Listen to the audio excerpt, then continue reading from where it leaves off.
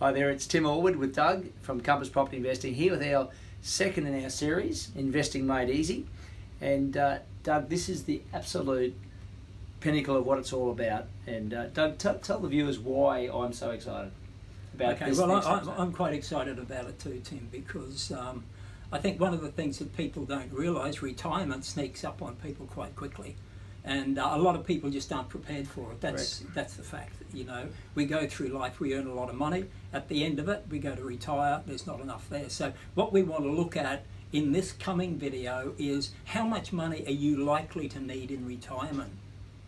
We've got to work out what the size of the problem is, because if you don't know what the problem is, you don't know how to fix it. So once we establish the size of the problem, then we can look at different solutions. And one of the solutions, Tim, I'm really excited about is a principle I call the loose change principle. And that's coming up down the track. But this week, we're going to have a look at a really simple formula for you to find out exactly how much you're going to need to make your retirement dreams come true. It's a real light bulb moment, isn't it? Absolutely. So just keep watching, guys, and Doug will explain it all.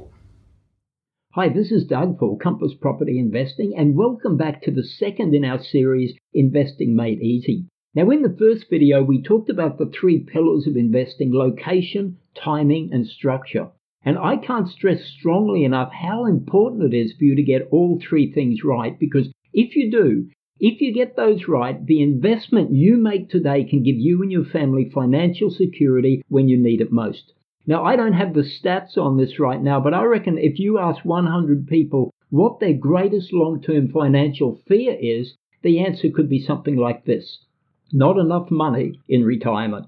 So in the next few minutes, let's see if we can get a general guesstimate of how much money you might need to have a comfortable retirement. And that's important for you to know, because until you know how much you're likely to need in retirement, it's very difficult for you to put any kind of accurate plan or strategy together. It's a bit like trying to play darts in a dark room or trying to play football on a field with no goalposts. You can imagine there'd be a lot of activity, but not much actual scoring going on. And to be quite honest, that's pretty well a good picture of a lot of people's attitude to money. Lots of financial activity, money coming in, money going out, and yet week after week they're no closer to kicking a financial goal. The closer you get to retirement, the even more serious that becomes. Now, I read that around 87% of people at retirement will need to be fully or partially supported by some form of government benefit. And these are not lazy people. These aren't people who have laid around and done nothing all day. These are people who have worked hard all their life. They've raised a family, paid their mortgage, paid their taxes, but they arrive at retirement with a financial shortfall or a financial gap. And the number one reason for that is they never invested in an asset that history proves will grow over time. That asset is property. It amazes me when people say that investing in property is too risky. You know, we have stats on property growth from 1970 all the way through to 2017. For example, in Brisbane in 1970, the median house price was around about $9,900. In 2017, the median house price was around about $600,000. So I can't see for the life of me where the risk is. The greatest risk to your financial security that I can see is not to invest, because doing nothing will always produce the same result, and that is nothing. So let's talk quickly about the potential gap, financial gap, that some people will find themselves in at retirement, because if we know what the potential gap is, then we'll be able to take action to fix the problem. That's just common sense, right? In other words, you can't fix a problem until you know what the size of the problem is. So first of all, let's identify the financial problem, and we can talk about ways to fix that in the next video.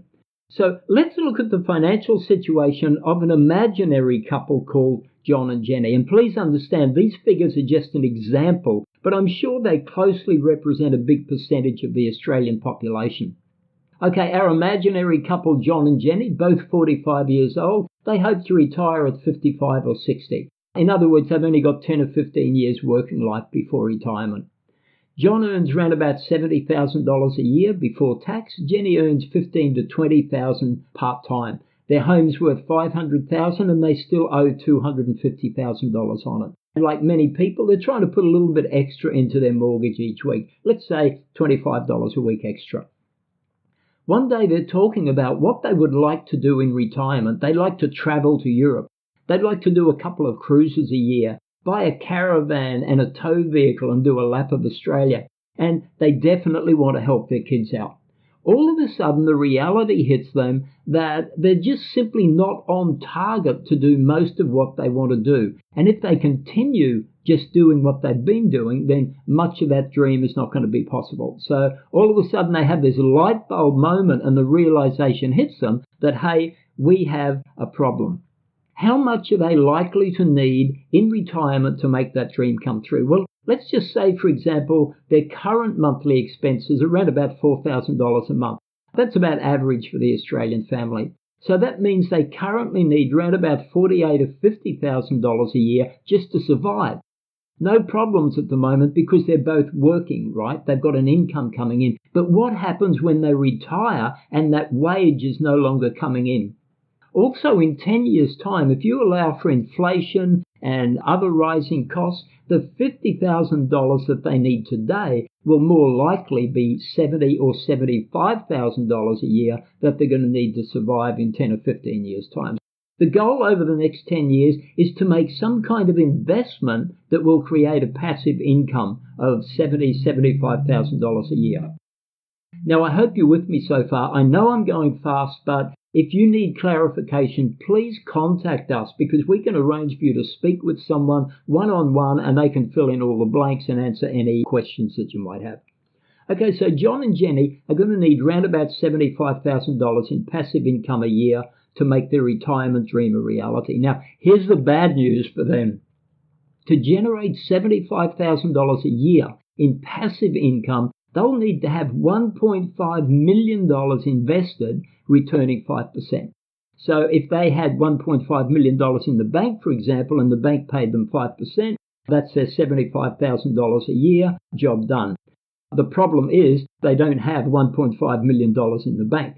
So that's the size of their problem. And it's a problem they probably never gave much thought to until now. So they've got a financial shortfall of $1.5 million to bridge over the next 10 or 15 years. They can't save that much over the next 10 years. They'd have to bank $150,000 a year, and they're not even earning that much. So what about their superannuation? Let's just say they've got enough super to pay out their mortgage, buy their caravan and a tow vehicle, clear all the debts and help their family out. That's fantastic. Now they're debt-free, but they still have no passive income to support them in their retirement years. So they become just another couple waiting for a fortnightly pension check to arrive. And that's hardly the retirement that they dreamed of. Once again, this is just an example, and it's certainly not intended to be financial advice. And it certainly doesn't cover everyone's circumstances because we understand that everyone's situation is different. So now we've identified a $1.5 million problem. In the next few videos, we're going to talk about what literally thousands of Australians are doing to fix that problem, just with their loose change. And I promise you, understanding the loose change principle will change forever the way you think about money and wealth creation. And I actually can't wait to record that video. So this is Doug for Compass Property Investing. I hope the information's been helpful, and we really do welcome your comments and feedback. Once again, thanks for listening and have a fantastic day. Okay, Doug, fantastic. That was really, really right on the Thanks, money. And thank you so much for that. We got more next week, so stay tuned for that. But what you need to do now, people, is to click below and see if you qualify. We've got some really great giveaways, which I'm sure everyone's appreciated. And last week there was a swag of those. So take part in that. Click down here below and take advantage. So we'll see you next week. And thanks for tuning in. Bye. Thanks, Doug.